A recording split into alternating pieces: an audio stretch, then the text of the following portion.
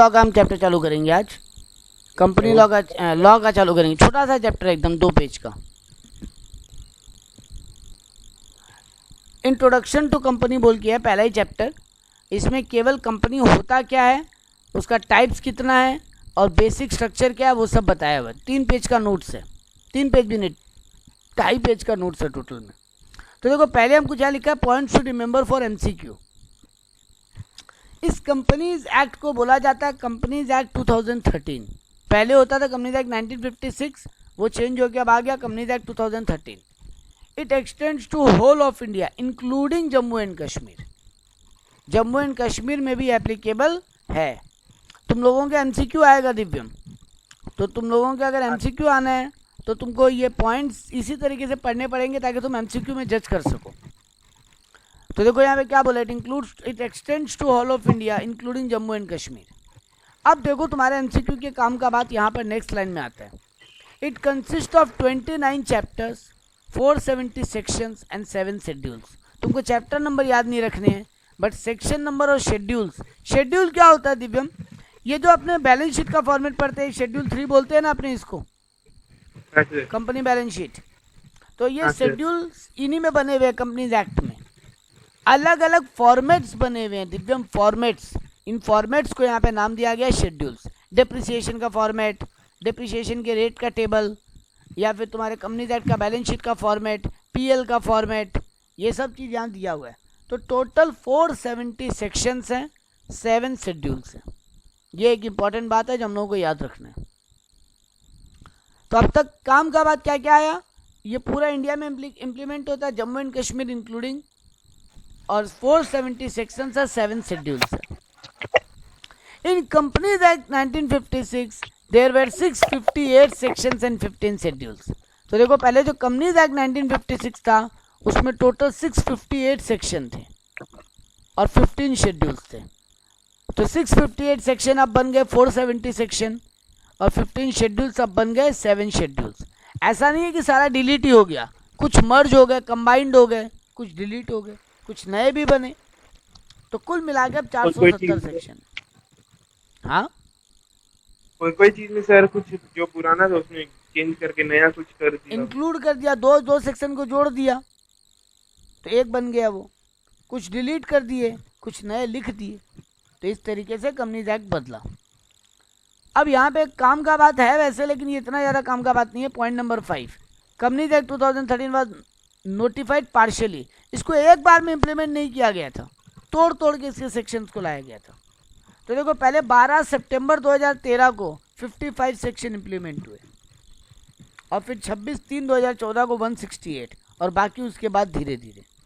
तो total 470 section, उसमें से 55 सेक्शन 12 सितंबर 2013 को आए और बाकी 168 सेक्शन 26 मार्च 2014 को आए। ये वाला पॉइंट इतना याद रखने लायक नहीं है। अब आता है बहुत इंपॉर्टेंट पॉइंट, पॉइंट नंबर 6 बहुत इंपॉर्टेंट है। इट इज़ एडमिनिस्टर्ड बाई, ये जो कंपनीज एक्ट 2013 इसको कंट्रोल कौन करता है इंडिया में? सबसे पहले तो it is administered by central government, CG मतलब सेंट्रल गवर्नमेंट। लेकिन गवर्नमेंट खुद थोड़ी ना बैठेगा, निर्मला सीतारमन या PM मोदी खुद थोड़ी ना बैठेंगे वहाँ पे। तो ये लोग कुछ अलग अलग डिपार्टमेंट बना दिए जो इनको कंट्रोल करेंगे और सेंट्रल गवर्नमेंट को रिपोर्ट करेंगे। पहला डिपार्टमेंट बना MCA, ministry of corporate affairs. एक गवर्नमेंट के अंदर में ही एक मिनिस्ट्री बन गया MCA। तो MCA कंट्रोल करता है इसको। ऑफिस ऑफ रजिस्ट्रार यानी ROC, रजिस्ट्रार ऑफ कंपनीज जिसको बोलते हैं। तो 2 मेजर है, MCA एंड ROC। ये 2 मेन बॉडी है जो पूरा कंपनीज एक्ट को और सारे कंपनीज को रेगुलेट करती है। MCA ministry of corporate affairs, ROC registrar of companies. इसके अलावा एक ऑफिशियल लिक्विडेटर्स होते हैं कुछ। ये कौन है? जब कंपनी बंद होता है, वाइंडिंग अप होता है, जब देखो हम ब्रैकेट में लिख भी दिया वाइंडिंग अप, जब कंपनी वाइंडिंग अप होता है, क्लोज होता है, तो एक ऑफिशियल लिक्विडेटर आता है गवर्नमेंट की तरफ से कंपनी को बंद करवाने, सारा एसेट लायबिलिटी बिकवा के पेमेंट करने। तो वो भी एक डिपार्टमेंट है जो कंपनीज को कंट्रोल करता है। इसके अलावा पब्लिक ट्रस्टी बोल के एक डिपार्टमेंट है गवर्नमेंट का, डायरेक्टर ऑफ इंस्पेक्शन बोल के एक डिपार्टमेंट है गवर्नमेंट का। तो ये कुछ डिपार्टमेंट है, MCA, ROC, official liquidator, public trustee, director of inspection, ये लोग कंट्रोल करते हैं। अब अगर कंपनी रिलेटेड कोई केस हो तो दिव्य में हम लोग direct lower court, high court, supreme court नहीं जाते। कंपनी का अलग से कोर्ट बना हुआ है, कंपनी मैटर्स के लिए अलग से कोर्ट बना हुआ है, जिसको बोला गया NCLT एंड NCLAT। दो टाइप का कोर्ट है। NCLT है national company law tribunal, national company law tribunal, और NCLAT है national company law appellate tribunal. अगर तुम NCLT में केस हार जाते हो तो तुम आगे अपील कर सकते हो। उस अपील वाले डिपार्टमेंट का नाम है NCLAT, national company law appellate tribunal. यहाँ भी हार जाओ तो फिर हाई कोर्ट, सुप्रीम कोर्ट जा सकते हो। तो ये कुछ डिपार्टमेंट्स हैं जो इस पूरे कंपनीज एक्ट में काम करते हैं।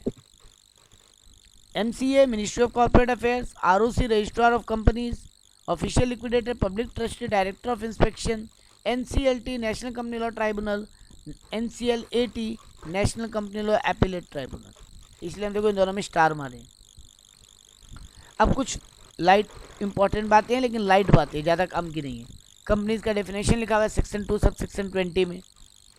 क्या लिखा हुआ है? अ कंपनी में बी एन इनकॉर्पोरेटेड और अ कॉर्पोरेशन और एन अनइनकॉर्पोरेटेड कंपनी। अब इंडिया में अनइनकॉर्पोरेटेड कंपनी रहा नहीं। यह अनइनकॉर्पोरेटेड कंपनी का कहानी 1956 के पहले का था, लेकिन फिर भी डेफिनेशन में लिखा हुआ है। तो डेफिनेशन यही है, कंपनी में भी इनकॉर्पोरेटेड, इनकॉर्पोरेटेड मतलब रजिस्टर्ड, इनकॉर्पोरेटेड मतलब रजिस्टर्ड। तो कंपनी में भी इनकॉर्पोरेटेड और अ कॉर्पोरेशन और एन अनइनकॉर्पोरेटेड कंपनी। देखो हम ब्रैकेट में क्या लिखा है, unincorporated company is not considered as legal body. हाँ सर दिख नहीं रहा है सर। दिख नहीं रहा है? स्क्रॉल कर दीजिए अब ठीक है।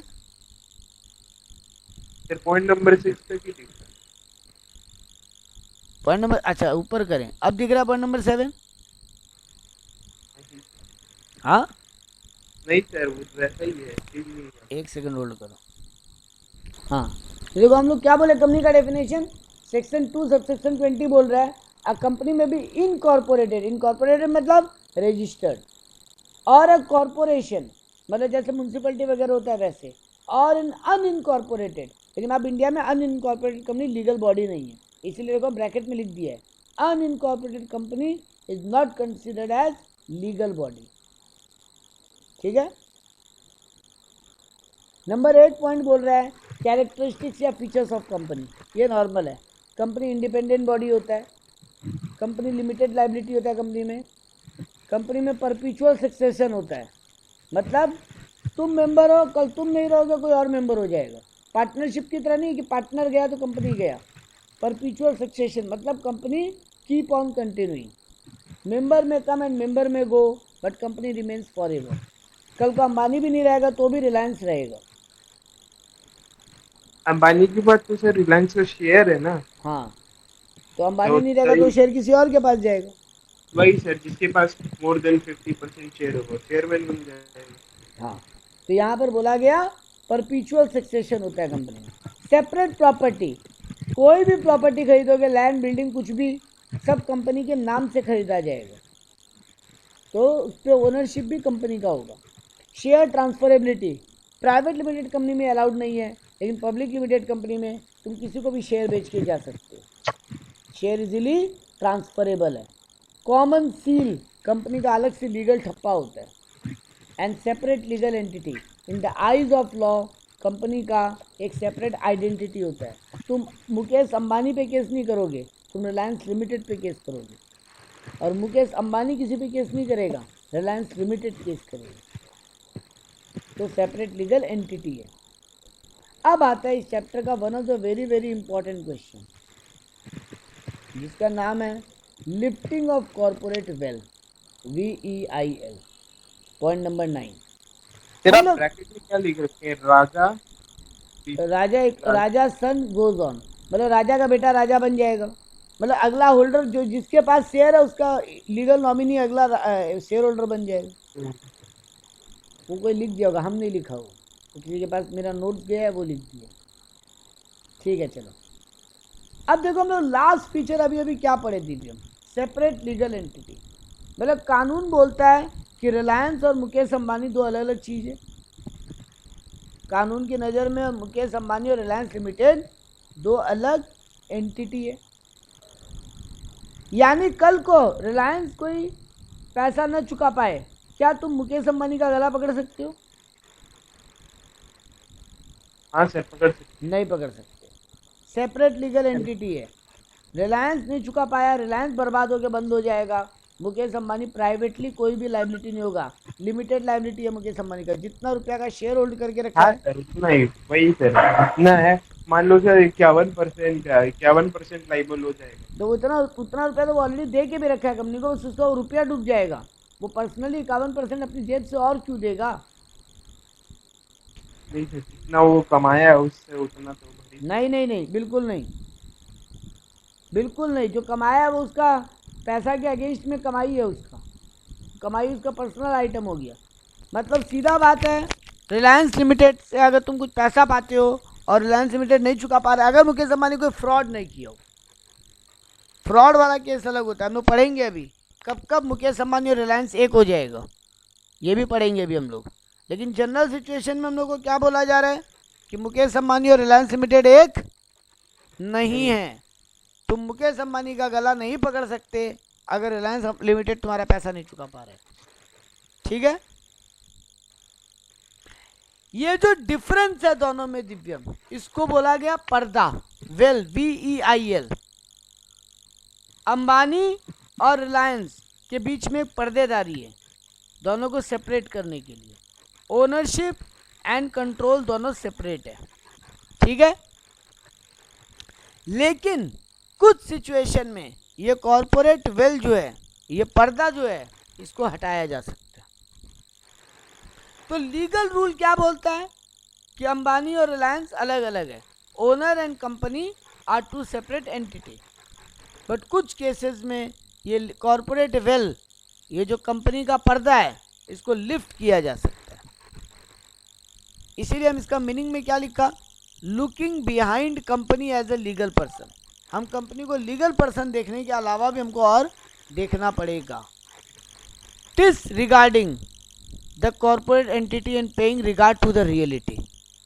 हम कॉरपोरेट एंटिटी को डिसरिगार्ड कर रहे हैं और लीगल रियलिटी, सॉरी, सामने जो रियलिटी है उस रियलिटी को देख रहे हैं।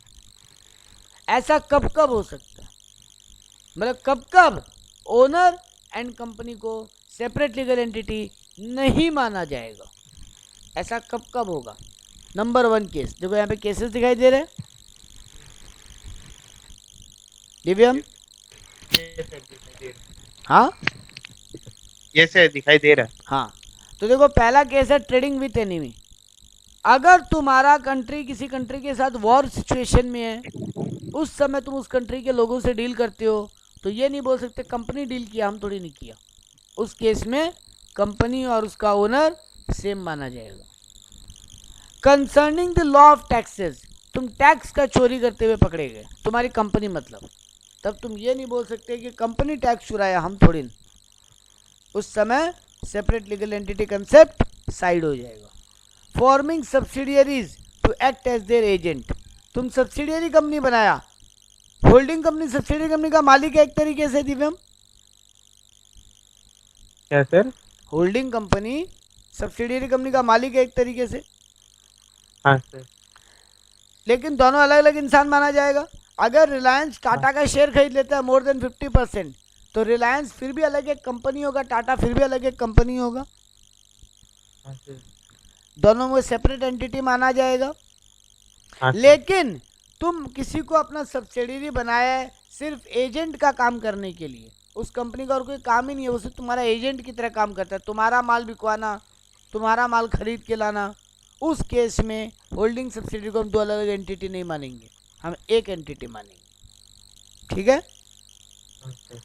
तुम्हारे अगेंस्ट में या तुम्हारी कंपनी के अगेंस्ट में कोई क्रिमिनल केस है, सॉरी पॉइंट नंबर 4 छूट गया, अवॉइडेंस ऑफ वेलफेयर लेजिस्लेशन, तुम पब्लिक वेलफेयर के अगेंस्ट में काम कर रहे हो, तब तुम्हारा कंपनी और तुम सेपरेट इंसान नहीं माने जाओगे। अगेंस्ट पब्लिक पॉलिसी, पब्लिक के लिए जो नियम कानून बना है तुम वैसा नियम कानून तोड़ रहे हो तो तुम्हारा कंपनी है, तुम अलग इंसान नहीं माने जाओगे। क्रिमिनल केसेस, अगर कोई क्रिमिनल केस बन रहा है उस केस में कंपनी और इंसान अलग अलग नहीं माने जाएंगे। अवॉइड लीगल ऑब्लिगेशन, तुम कोई लीगल रूल से बचने के लिए कंपनी को सेपरेट कर रहे हो तब फिर सेपरेट नहीं माने जाओगे। रिडक्शन ऑफ मेंबरशिप, ये अलग पॉइंट है, बाकी सब अब तक क्राइम नजर आ रहा था। एक प्राइवेट लिमिटेड कंपनी में मिनिमम कितना मेंबर चाहिए दिव्यम? सर मिनिमम दो। प्राइवेट लिमिटेड कंपनी में मिनिमम मेंबर 2 होने चाहिए। तो पार्टनरशिप में सर सुनो तो सही, प्राइवेट लिमिटेड कंपनी में भी वही है। प्राइवेट लिमिटेड कंपनी में मिनिमम मेंबर 2 होना चाहिए, मैक्सिमम 200 मैक्सिमम 200। और पब्लिक लिमिटेड कंपनी में मिनिमम 7, मैक्सिमम अनलिमिटेड। ठीक है। अब अगर दिव्यम तुम्हारा मान लो 11 मेंबर है तो सब चीज ठीक ही है एकदम। तुम पब्लिक लिमिटेड कंपनी है मान लो दिव्यम, और तुम्हारे यहाँ 11 मेंबर है। तुम्हारे 8 मेंबर का अचानक एक्सीडेंट में डेथ हो गया। वो लोग प्लेन से एक साथ आ रहे थे, 8 के 8 प्लेन क्रैश हुआ और 8 के 8 मारे गए। अब तुम्हारे यहाँ कितने मेंबर है दिव्यम? अब तो 3 रह गए सर। 4, 12 थे ना, 11 थे। हाँ तो 3 रह हाँ गए। 11 थे। 3 रह गए। यानी तुम मिनिमम मेंबर जो 7 होना चाहिए था पब्लिक लिमिटेड कंपनी में उसके नीचे आ गए। हाँ सर। तुमको एक सर्टेन टाइम पीरियड मिलेगा दिव्यम, 3 महीना 6 महीना ऐसा कुछ पीरियड होगा जिसमें तुमको बोला जाएगा वापस अपना नंबर ऑफ मेंबर ठीक कर लो। तो बाकी जो 3 मेंबर बचे हैं वो कहीं से भी और 4 मेंबर जुगाड़ लो, है ना दिव्यम? सर इसका मतलब क्या रहता है? अगर 7 ही होना चाहिए, कुछ 7 रहेगा तो फिर कुछ बात रहेगा कैसे? अरे भाई 7, अब तुम बोलते 11 क्यों रखा है? फिर एक नंबर रखना था वो लोग को, तो वो लोग 7 रख दिया उस टाइम। नहीं सर, आप बोल रहे हैं ना मिनिमम। अरे तुम्हारे मेंबर, कंपनी क्रिएट करोगे तो मेंबर होंगे ना कंपनी के, तो शेयर होल्डर्स। हाँ सर। बिगिनिंग में जो शेयर होल्डर थे उनको बोलते हैं मेंबर्स। तो कम से कम 7 मेंबर होगा तभी तुम कंपनी क्रिएट कर सकते हैं पब्लिक लिमिटेड कंपनी, और कम से कम 2 मेंबर अगर हैं तो तुम प्राइवेट लिमिटेड कंपनी क्रिएट कर सकते हैं। तो सर इसका कोई कारण नहीं है क्या? कोई रीजन नहीं है, वो मिनिमम 2 तो होना ही था एक साइनिंग अथॉरिटी के लिए। मिनिमम 2 तो सर कोई भी चीज में होता ही है। प्राइवेट पब्लिक लिमिटेड कंपनी में ये लोग 7 रखा, मिनिमम मैक्सिमम अनलिमिटेड रखा। मिनिमम 7 पूछ रहा था कि मिनिमम 7 का कोई ऐसा रिक्वायरमेंट है क्योंकि 7 ही होना चाहिए। हाँ 7 कम से कम होना ही चाहिए। अब ये 7 क्यों है, 11 क्यों नहीं? तो देख 11 होता तो तुम पूछता सर 11 क्यों है? वही तो सर, तभी तो पूछा ऐसा कोई कारण है कि ऐसा कोई रीजन नहीं है। लोग रखा कि कम से कम इतने, ये लोग एक तरीके से ना डिपार्टमेंट डिवीजन वगैरह के हिसाब से कम सोचा इतना बड़ा कंपनी है पब्लिक लिमिटेड कंपनी, मतलब बड़ा कंपनी, तो बड़ा कंपनी है तो कम से कम 7-8 लोग तो चाहिए कंपनी को चलाने के लिए। सर अभी सबसे बड़ा पब्लिक कंपनी कौन सा है? कैपिटलाइजेशन के हिसाब से टाटा, कैपिटलाइजेशन के हिसाब से टाटा, कैपिटल के हिसाब से 38 लाख करोड़ ऐसा कुछ टर्नओवर है उन लोगों का। मार्केट कैपिटलाइजेशन है, सॉरी 38 लाख करोड़। सर कौन सा फील्ड में नहीं है सर इन लोग? टाटा हर फील्ड में आज की डेट में। लोग रिलायंस को ज़्यादा याद करते हैं क्योंकि रिलायंस ज़्यादा पॉपुलर है, but Tata actually sir Tata अगर अपना जितना इनकम है ना अपने पास रखे ना तो वो बन जाए, लेकिन वो अपना इनकम कहाँ, वो 70% इनकम चैरिटी, प्रॉफिट को चैरिटी में बांट देते हैं। इसका तो कितना वो है ना चलता है सर, कैंसर हॉस्पिटल, बहुत कुछ है उसका। अपने स्टाफ के वेलफेयर में बांट देता है वो पैसा। चलो ठीक है, हम लोग यहाँ बढ़ते हैं। तो अगर तुम्हारा मेंबर मिनिमम से रिक्वायरमेंट से नीचे आ गया तो तुमको एक टाइम पीरियड मिलेगा, तुम उसमें टाइम पीरियड में अपना मेंबरशिप नंबर वापस ठीक कर लो। अगर नहीं कर पाए तो तुम्हारा ये सेपरेट लीगल एंटिटी कंसेप्ट हट जाएगा। अगर उस दौरान कंपनी में कोई लायबिलिटी आ गया, वो टाइम पीरियड पूरा होने के बावजूद भी तुम मेंबर नहीं बढ़ाए, तो वो जो 3 मेंबर बचे हैं वो पर्सनली भी लाइबल हो जाएंगे। ठीक है। Miss representation of prospectus, prospectus होता है ना दिव्यम, जब कंपनी शेयर बेचती है तो एक बुक रिलीज करती है, जैसे स्कूल में तुम एडमिशन लेने जाते हो तो प्रोस्पेक्टस मिलता है तुमको। वैसे कंपनी जब शेयर बेचती है तो उसको अपने पूरी डिटेल के साथ एक बुकलेट पब्लिश करना पड़ता है, जिसको बोलते हैं प्रोस्पेक्टस। तो दिव्यम तुम वो प्रोस्पेक्टस बांटे और उस प्रोस्पेक्टस में गलत इन्फॉर्मेशन था, मिस रिप्रेजेंट किए तुम शेयर होल्डर्स को। तुम उस प्रोस्पेक्टस में तुम बताते हो तुम्हारे कंपनी का प्रॉफिट कितना होगा, तुम ये कितना बिजनेस कितना दिन में चालू हो जाएगा, कितना कैपिटल हम लगा रहे हैं, क्या चीज़ का हम काम करेंगे। तो प्रोस्पेक्टस में तुम आने वाले बिजनेस प्लस कंपनी का जो बैकग्राउंड है उनका पूरा जानकारी देते हो, ताकि इन्वेस्टर्स उसको पढ़ के ये डिसाइड कर सके हमको इस कंपनी में पैसा लगाना है कि नहीं लगाना है।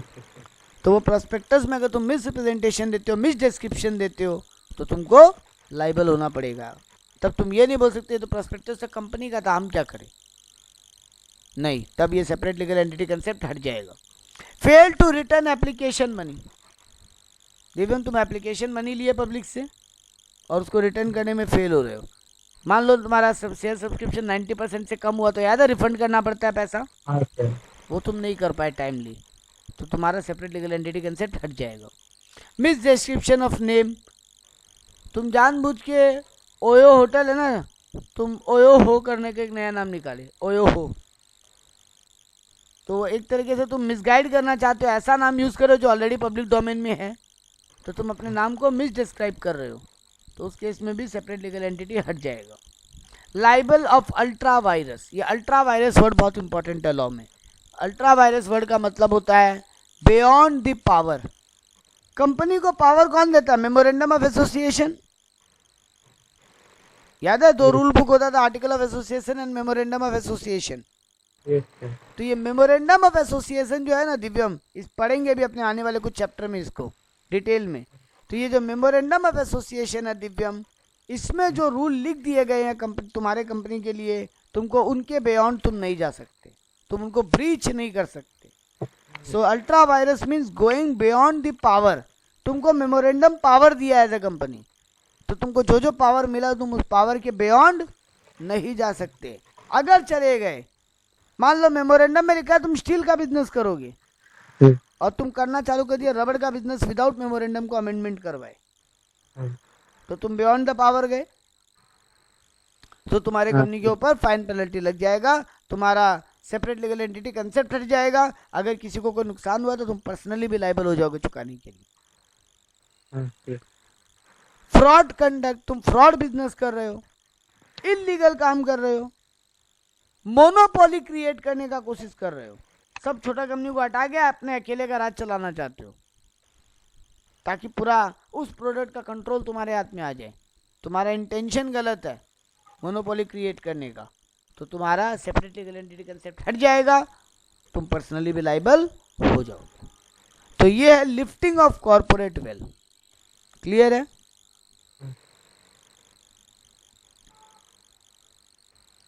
अब फटाफट वाला चीज है, 2 ही पेज का है, 3rd पेज तो वैसे भी टाइम पास है।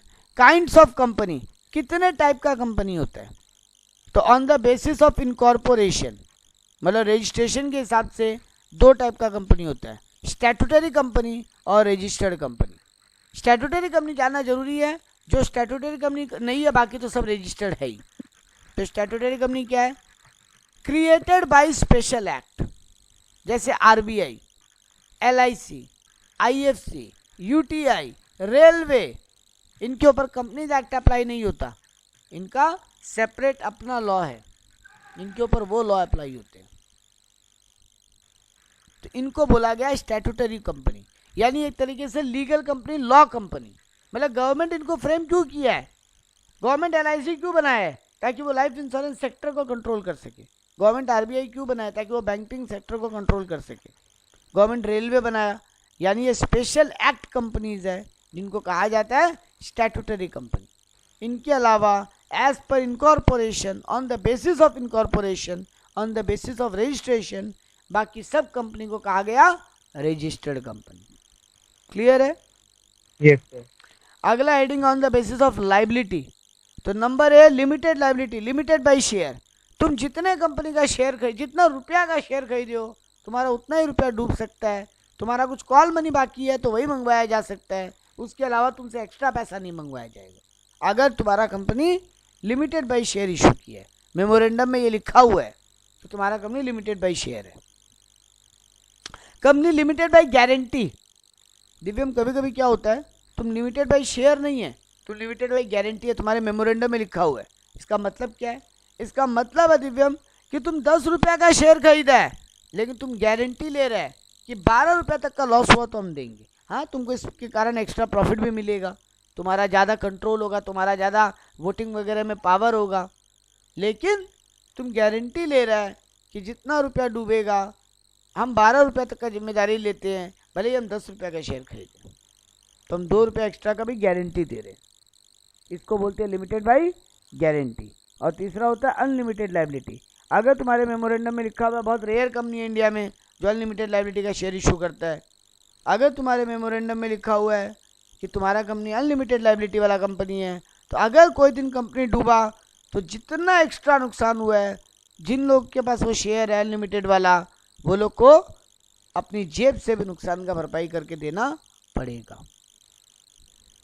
ठीक है? Hello, yes sir. अगला लास्ट ट्रेडिंग है on the basis of member 1% company. ये कंपनी एक्ट 2013 में नया इंट्रोड्यूस हुआ, सेक्शन 2 सबसेक्शन 62। अब इंडिया में जो आपने बोले ना कि मिनिमम 2 आदमी चाहिए प्राइवेट कंपनी चालू करने के लिए, अब इंडिया में 1% कंपनी भी फ्रेम हो सकता है। ये गवर्नमेंट बनाया ताकि सोल प्रोप्राइटरशिप बिजनेस को बढ़ावा मिल सके। तो देखो क्या लिखा है, enable entrepreneurs carrying on business in sole proprietorship form into a corporate framework. ये अलाउ करता है कि सोल प्रोप्राइटर बिजनेस को अपने आप को कंपनी फॉर्मेट में कन्वर्ट करने के लिए। मेरा एक क्वेश्चन था सर। हाँ बोलो। सर जैसे 1% कंपनी जो सर वो भी हो सकता है ना, जो एक सोल ओनर हो एक फर्म का, और उसका फर्म हो गया हो, मतलब मान लो उसका फर्म का नाम है XYZ, तो फर्म का नाम हो गया XYZ प्राइवेट लिमिटेड। नहीं, उसको अपना पहले देखो, XYZ नॉर्मल बिजनेस है तो सोल प्रोप्राइटरशिप बिजनेस है, लेकिन वो अब चाहता है कि थोड़ा बड़ा लेवल पे बिजनेस करे, कंपनी बनाना चाहता है, तो वो बना सकता है 1% कंपनी। अब उसको रजिस्ट्रेशन कराना पड़ेगा XYZ को 1% कंपनी के एक्ट के अंदर, कंपनी एक्ट के अंदर, अंडर द हेड 1% कंपनी। अब वो जब रजिस्टर्ड कराएगा तब वो 1% कंपनी लिमिटेड बन पाएगा, XYZ प्राइवेट लिमिटेड। ठीक है? तो देखो यहाँ पे और क्या लिखा है, it is a hybrid of sole proprietorship and company form of business. Only 1 share holder होगा। फीचर्स में क्या लिखा है, only 1 share holder. Indian citizen and resident of India can be nominated by share holder. तुम अपना एक nominee बना सकते हैं, वो जो तुम नॉमिनी बनाएगा वो इंडियन सिटीजन होना चाहिए और रेसिडेंट ऑफ इंडिया होना चाहिए, क्योंकि तुम अगर कुछ हो गया तुमको, तो तुम्हारा कोई आदमी तो चाहिए ना बिजनेस को कंट्रोल करने के लिए, तो तुम नॉमिनेट कर सकते हो उसको। इस कंपनी में मिनिमम 1 डायरेक्टर होगा, मैक्सिमम 15। एक आदमी, तुम खुद डायरेक्टर बन सकता है, तुम और काम के लिए और डायरेक्टर अपॉइंट करना चाहता है, कर सकता है, हाईएस्ट 15। तो ओपीसी में 1 शेयर होल्डर होगा, नॉमिनेट कर सकता है वो, लेकिन वो जो नॉमिनेटेड होगा वो इंडियन सिटीजन, इंडियन रेसिडेंट होगा, और मिनिमम 1 मैक्सिमम 15 डायरेक्टर हो सकता है।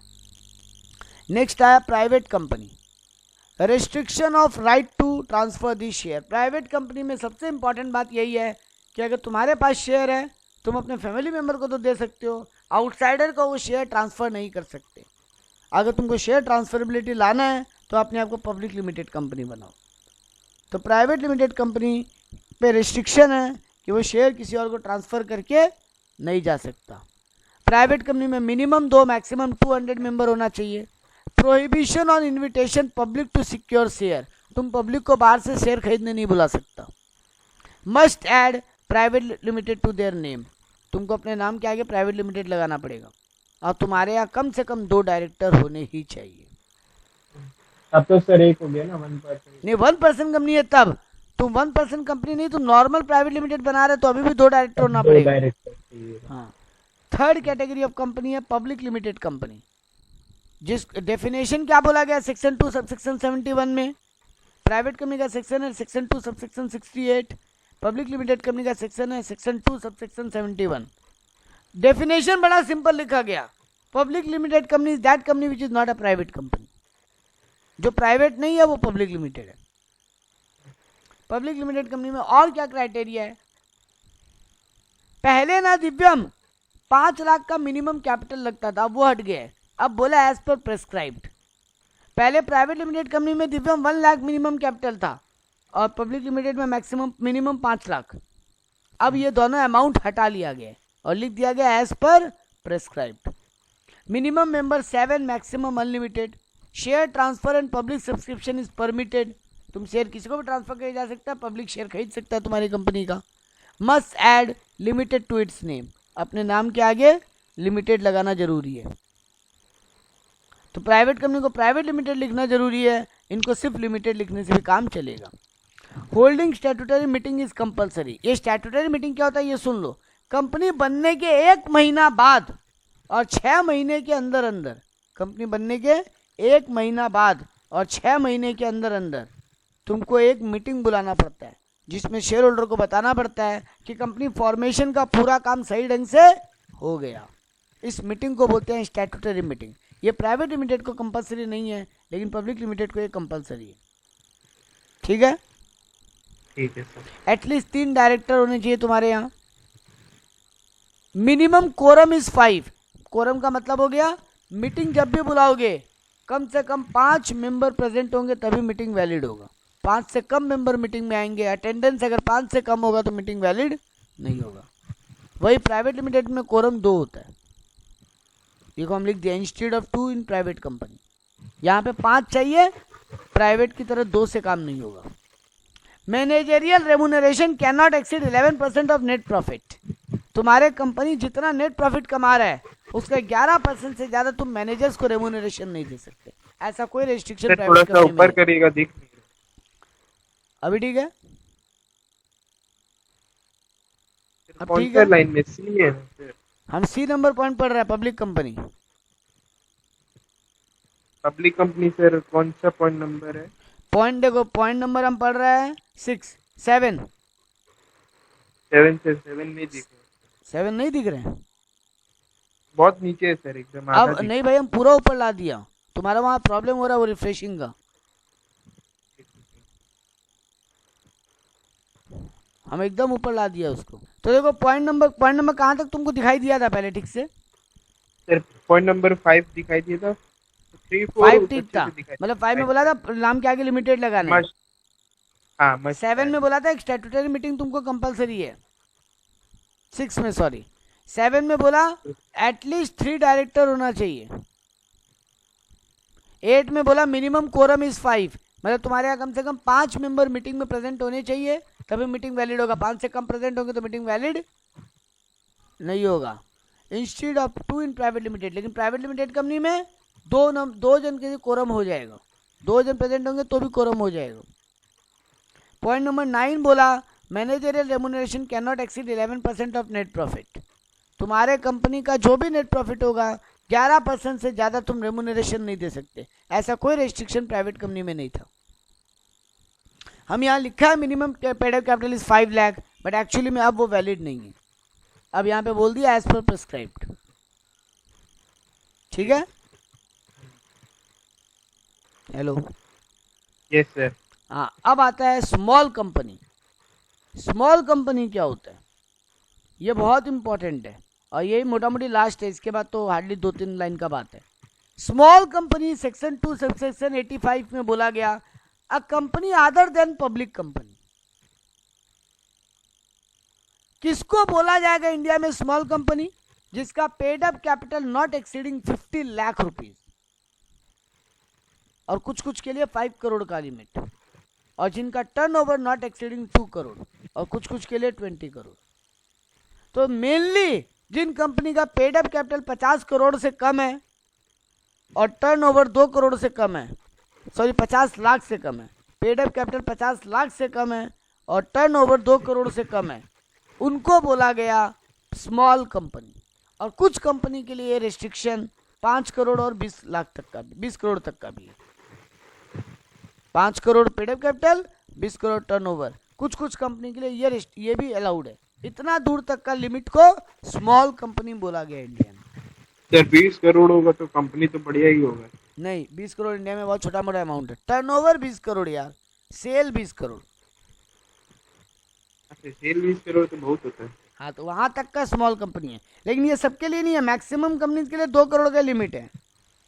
कुछ कुछ सेक्टर में ये लिमिट 20 करोड़ तक भी है। ठीक है, क्या फायदा है सर स्मॉल कंपनी होने का?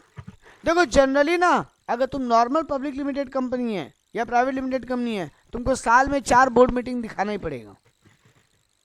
ठीक है, साल में 4, लेकिन स्मॉल कंपनी को बोला गया साल में 2 मीटिंग दिखा दो, चल जाएगा। तो 2 board meeting and gap between 2 should not exceed 90 days. तुम साल में 2 बोर्ड मीटिंग कर लो और दोनों बोर्ड मीटिंग के बीच में 90 दिन से कम का भी गैप हो तो चलेगा। Relaxation period of 5 year, taxation वगैरह में और चीज़ों में तुमको 5 साल तक का, डॉक्यूमेंट्स मेंटेनिंग में तुमको 5 साल तक का रिलैक्सेशन दिया गया, स्मॉल कंपनी हो तो। और कैश फ्लो स्टेटमेंट तुमको नहीं बनाना है, तुम सिर्फ ट्रेडिंग पीएल बैलेंस शीट बनाओ, शेड्यूल 3 के साथ से बैलेंस शीट पीएल बनाओ, कैश फ्लो तुमको बनाने का दरकार नहीं है। तो ये स्मॉल कंपनी को छूट मिला। आते हैं लास्ट पेज पे। On the basis of control, एक होता है होल्डिंग कंपनी, तुम मेरा होल्डिंग, हम तुम्हारा सब्सिडियरी। होल्डिंग सब्सिडियरी कैसे बनती है? अगर हम तुम्हारा मोर देन 50% शेयर होल्ड करता है, हम तुम्हारा होल्डिंग कंपनी कहलाएगा और तुम मेरे सब्सिडियरी कंपनी कहलाओगे। या फिर तुम्हारे बोर्ड ऑफ डायरेक्टर में कौन बैठेगा, मेजोरिटी हम डिसाइड करते हैं। देखो 2 तरीके से हम तुम्हारा होल्डिंग बन सकता है, तुम्हारा 50% से ज़्यादा शेयर होल्ड कर रहा है, या तुम्हारे बोर्ड ऑफ डायरेक्टर में कौन बैठेगा, इसका कंट्रोल मेरे पास है। तो हम तुम्हारा क्या कहलाएगा, होल्डिंग कंपनी, तुम मेरा कहलाएगा subsidiary company. On the basis of stock exchange 2 type का कंपनी होता है, listed company, unlisted company. Listed company मतलब registered in share market, registered in share market. Last कुछ और भी होता है, गवर्नमेंट कंपनी होता है। गवर्नमेंट कंपनी किसको बोलते हैं? जिस कंपनी में सेंट्रल गवर्नमेंट, स्टेट गवर्नमेंट या दोनों मिलके 50% से ज्यादा शेयर होल्ड कर रहे हैं, उस कंपनी को बोला जाएगा गवर्नमेंट कंपनी। ठीक है, फिर ऐसी है क्या इंडिया में गवर्नमेंट? अरे भाई यही सेल है, भेल है, बहुत कंपनी है जो अब जो गवर्नमेंट जिनको अब कंट्रोल से छोड़ रहा है अपने। एयर इंडिया था, ठीक है। Hello, yes sir. हाँ, उसके बाद बोला गया फॉरेन कंपनी, जो कंपनी इंडिया के बाहर रजिस्टर्ड हो उसको बोलते हैं फॉरेन कंपनी। एसोसिएट कंपनी ये काम कर, अगर हम तुम्हारा 51% से बेसिस शेयर होल्ड कर रहा था दिव्य, हम तुम्हारा क्या कहला रहा था, होल्डिंग। अगर हम 25 से ज़्यादा लेकिन 50 से कम होल्ड करता है तो हम और तुम एक दूसरे के कहलाएंगे एसोसिएट। और अगर 25 से भी कम % शेयर होल्ड करते हैं तो हम कहलाएंगे तुम्हारे ज्वाइंट वेंचर। तो more than 50 holding subsidiary, more than 25 associate, less than 25 joint venture. And last point है डोरमेंट कंपनी किसको बोलते हैं, जो कंपनी इनएक्टिव है लास्ट 1 साल से, जिसमें कोई कारोबार नहीं हुआ, कोई ट्रांजेक्शन नहीं हुआ, उस कंपनी को बोलते हैं डोरमेंट कंपनी। तो ये कुछ एमसीक्यू के काम का बात था।